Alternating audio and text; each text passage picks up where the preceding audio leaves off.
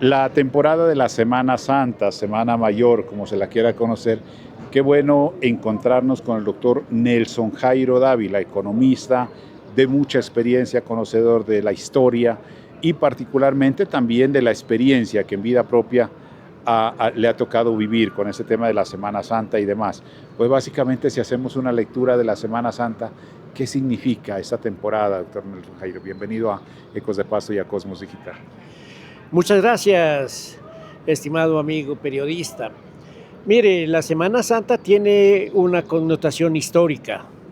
La Iglesia Católica desde hace ya muchos años ha destinado estos días, principalmente los días jueves y viernes que se conmemoran la pasión del Señor, la pasión de Cristo, y el domingo de resurrección que termina prácticamente la Semana Santa. Se llama Semana Santa porque anteriormente era toda una semana, no eran los 2 o 3 días que ahora se conmemoran y que ahora ni siquiera se conmemoran, sino que se los tiene de referencia en el calendario, ¿no? Sí, se la toma como unas vacaciones. Como usted me dice anteriormente, pues los años me han enseñado que antes se tenía mucho respeto por la Semana Santa. Yo recuerdo aquí en la ciudad de Pasto, el día Jueves Santo salía el señor obispo acompañado de todo el clero, y se hacía una procesión que iniciaba a las 7 de la noche. El señor obispo salía con un ropaje muy especial, bonete y una capa roja muy larga, que atrás llevaban unos ciriales, unos acólitos llevaban la capa, y había mucho respeto. Y entonces toda la gente se dedicaba, esos días, principalmente el jueves y el viernes santo, se dedicaban a la oración. Los sacerdotes, los párrocos destinaban unos días especiales para las confesiones. Entonces todo el mundo católico se confesaba, eran unas filas inmensas de fieles esperando que les llegue el turno para la confesión.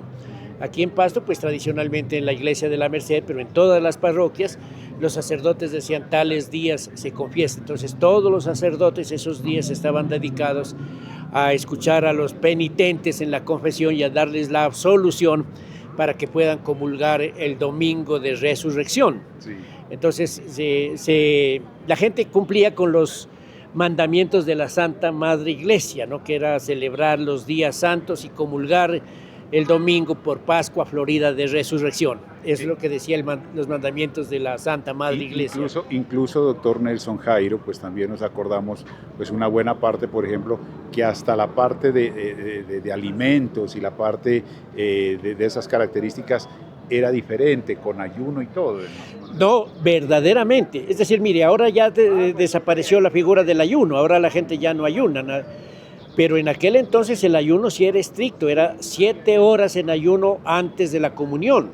Entonces la gente, que generalmente comulgaba todo el mundo católico. Entonces también la misma cuestión, los sacerdotes en sus parroquias llevaban a sacerdotes auxiliares de otras partes para que ayuden a repartir la comunión, porque todo el mundo comulgaba. Y había otra práctica que de pronto no muy saludable, que era la adoración del Santo Cristo. Sí. Entonces todo el mundo iba, le daba un beso a la imagen del Santo Cristo y depositaba una limosna. Y hasta se flagelaba. Pues sí, y había personas que se flagelaban, y el ayuno entonces era de 7 horas antes de la comunión. Pero para esos días santos la gente tenía todo previsto, porque pues decían que era pecado trabajar, entonces nadie hacía nada. Bañarse. Todo era pecado, todo estaba mal. Entonces, esos días principalmente, repito, jueves y viernes estaban dedicados a la oración y al sacrificio y a la meditación. Y era muy, muy corriente rezar lo que se llamaba las estaciones, las 14 estaciones. La primera, la presentación de Jesús ante Pilatos, y después sigue toda la historia del camino del camino de dolor, del camino hacia el Calvario. Sí. Entonces se rezaban las 14 estaciones con unas oraciones especiales, y inclusive, por ejemplo, en los pueblos donde se cocinaba, por decir, con leña, en mi pueblo, por ejemplo, en el Contadero, los días anteriores se tenía preparada toda la leña para no tener que rajar leña, porque era pecado, no se podía hacer eso, ¿no? Sí. Entonces, ¿qué le digo? Había había toda una tranquilidad, una paz y todo era recogimiento. No se podía oír música, menos jugar. Incluso, doctor, había una situación especial, que los papás ni siquiera podían regañar y reprender a los hijos. Y entonces aquello de que Pascuas han de llegar y tú me las has de pagar. Sí, sí, claro, los padres no podían castigar a los hijos porque era un acto de violencia, ¿no? Sí. Y eso estaba muy mal.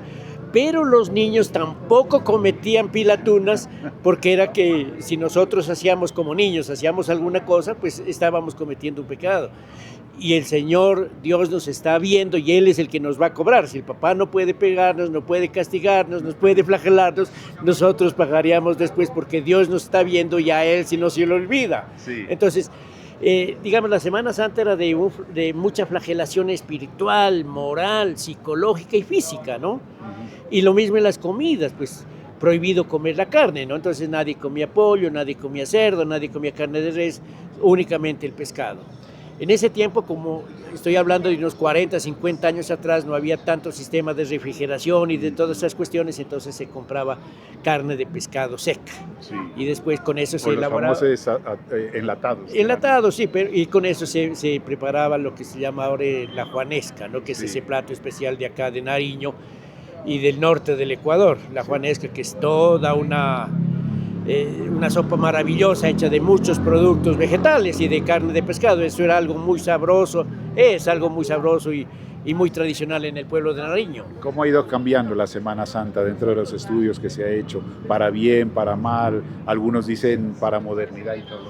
Mire, la Semana Santa de hace 50 años, por ejemplo, a la de ahora, que yo conocí la de hace 50 o 60 años, la conocí, la viví en mi pueblo, en el Contadero y aquí en Pasto. ¿Y cómo era en el Contadero? ¿Era en todo el pueblo? Sí, a la de ahora no tiene ninguna comparación, porque de ese cuenta, por ejemplo, antes desde este lunes ya decíamos lunes santo, y entonces ya había recogimiento. Los días santos, el jueves y el viernes, las personas vestían de negro porque estaban de luto. Y se entendía la pena porque se ha muerto pues nuestro Señor, estaba muerto el Hijo de Dios, entonces todo el pueblo católico se ponía de luto, es decir, vestía de negro para enseñanza de recogimiento y de duelo. Y por ejemplo, en las Eucaristías, del Sermón del Descendimiento, Sermón de las 7 Palabras, era un silencio absoluto, el único que tenía derecho a hablar era el cura. Claro, el Sermón de las 7 Palabras era algo tradicional y algo esperado, entre otras cosas, ¿no? La gente decía, ya va a ser el Sermón de las 7 Palabras, y entonces ponía atención. Cuando se transmitía por la radio, pues todo el mundo estaba en sintonía de las 7 palabras, que generalmente las hacía el párroco, un sacerdote distinguido, y después ya cogieron la costumbre, digamos, de invitar a personas connotadas de la sociedad. Y entonces una palabra decía un abogado, la otra la hacía un médico, la otra la hacía un profesor, la otra un ingeniero, la otra un periodista, en fin. Entonces las 7 palabras, cada uno decía, hacía una reflexión sobre las palabras que Cristo pronunció en la cruz. Sí. Todas las 7 palabras. ¿Para bien o para mal han cambiado todas esas temporadas? ¿Cree que la ciudadanía, nosotros, los humanos, necesitamos un tiempo de reflexión, como apartarnos un poquito de lo tradicional, de lo mundano? Mire, yo creo que sí. Nosotros, así sean los tiempos modernos, los tiempos de ahora, necesitamos reflexionar, necesitamos pensar. A estas alturas de la vida, nosotros estamos a puertas de una tercera guerra mundial. Hay guerras de Irán contra Israel contra Palestina, Rusia contra Ucrania, Estados Unidos contra el resto del mundo. Es decir, nosotros ahorita no reflexionamos mucho sobre eso porque no nos ha tocado la guerra, pero así empezaron las guerras y así empezó la Segunda Guerra Mundial.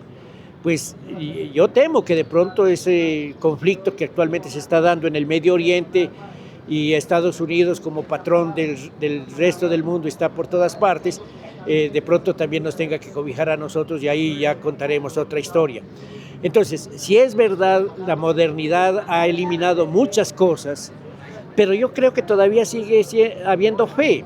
Es decir, fe en el sentido de que sin importar el credo, hay religiosidad, es decir, Claro. yo puedo ser católico, puedo ser evangélico, puedo ser musulmán, puedo ser judío, lo que sea. Sigue habiendo creencias En un ser superior. en un ser superior, ¿no? Aunque han cambiado mucho las costumbres. Y algunos ritos de la Iglesia Católica han venido descendiendo, han venido en baja, ¿no? Por ejemplo, las estaciones ya no se las reza como antes era muy costumbre, que se las rezaba con mucha devoción y todo lo demás. Esas cosas, creo yo no sé si estará bien decir se han ido superando, no sé si decir, Claro. pero han ido desapareciendo. Han ido cambiando. Ojalá que sea únicamente un cambio y que ese cambio sea para bien. Pero yo creo que mientras el ser el humano piense, reflexione, tendrá la creencia en un ser superior, sea cual sea el credo, sin importar. Pasto Salud S invita a toda la ciudadanía a participar en la rendición pública de cuentas, donde conocerá los avances, logros y gestión de nuestra entidad. Fecha 9 de abril, 9 de la mañana, lugar Auditorio Bipri. Te invitamos a ingresar a la página web de Pasto Salud S, donde encontrarás el enlace de participación para que puedas dejar tus preguntas, inquietudes y aportes. Tu participación es fundamental. Pasto Salud S, trabajando por el bienestar de todos. Renovar tu matrícula mercantil debe ser fácil si sabes cómo hacerlo. Aquí te dejamos algunos tips para que tu proceso sea rápido y sin contratiempos. No necesitas presentar tus estados financieros, solamente debes tener clara tu información del año anterior, es decir, tus ingresos y el valor de tus activos a 31 de diciembre de 2025. Recuerda que no necesitas intermediarios ni tramitadores, puedes hacer la renovación de tu matrícula directamente aquí, en nuestras sedes, a través de la app o de la página web de la Cámara de Comercio. Tienes diferentes opciones para pagar tu renovación. Puedes hacerlo en las ventanillas de nuestras sedes, mediante el botón PCE, en los corresponsales bancarios de Bancolombia o en los diferentes puntos de Supergiros. Si tu empresa tiene sucursales, recuerda que primero debes renovar la sede principal y luego podrás renovar las demás. Si eres persona natural y tienes establecimiento de comercio, recuerda que debes renovar tanto tu matrícula como la del establecimiento en el mismo proceso. Renovar no es solo un trámite, es activar tu negocio, tu crecimiento y tu potencial. Hazlo hasta el 31 de marzo. Renueva a tiempo. Cámara de Comercio de Pasto, de Nariño al mundo.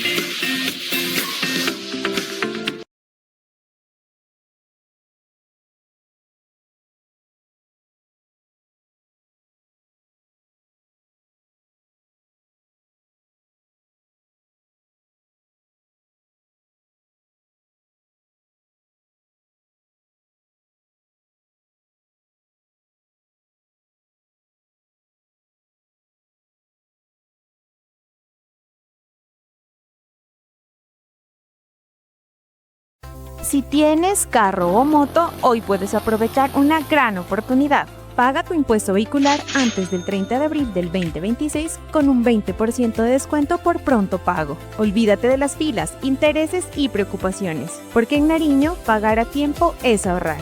Subsecretaría de Rentas, Gobernación de Nariño. Hola, ¿tienes dudas para inscribirte a En Bici por Nariño? Acompáñame a la Dirección de Turismo y allá lo resolveremos. Vamos.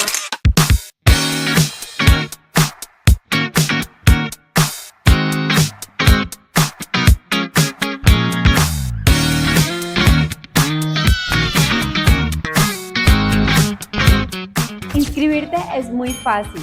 Desde la aplicación de tu banco, abre el QR, toma una captura de pantalla del soporte de pago y ve al enlace de inscripción.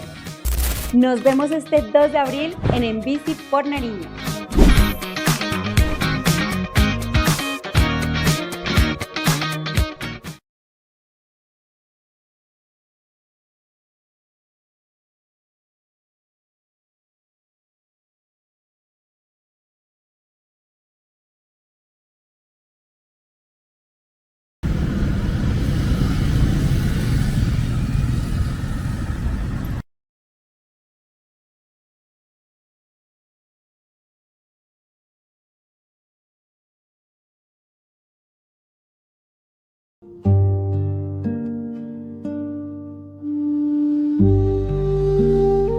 El milagroso Jesús Nazareno del municipio de El Tambo es otra de las figuras icónicas y destino obligado de peregrinaje en la ruta de las circunvalar algaleras. El fervor es parte esencial de la historia e identidad de este municipio ubicado al occidente de Nariño. La imagen del Nazareno se resguarda bajo la custodia del Santuario Nuestra Señora de la Natividad, centro espiritual de la comunidad. En Semana Santa, Nariño, tierra de fe y espiritualidad, les espera.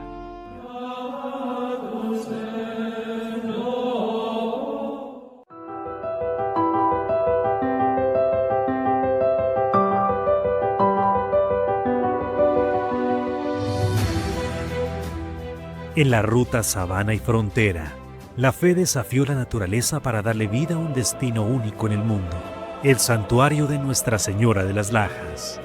Durante todo el año, miles de peregrinos llegan motivados por la devoción mariana y resultan cautivados por el paisaje arrollador y una gastronomía que es demostración del mestizaje de estas tierras del sur de Colombia. En Semana Santa, Nariño, tierra de fe y espiritualidad, les espera.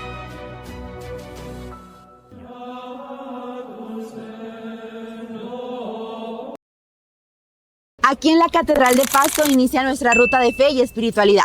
Estas son algunas de las iglesias que podrás observar en nuestro recorrido. Capilla de la Divina Pastora, de Mapachico, donde encontrarás el primer punto de hidratación. En Nariño encontrarás la Parroquia San Francisco de Asís, donde podrás reclamar tu souvenir. Parroquia San Bartolomé en La Florida, donde podrás recibir tu primer refrigerio.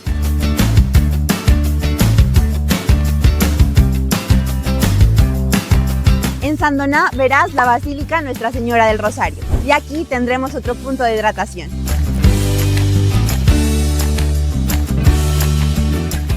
Parroquia Nuestra Señora del Tránsito en Consacá, donde seguiremos la ruta hacia la Piedra de Bolívar.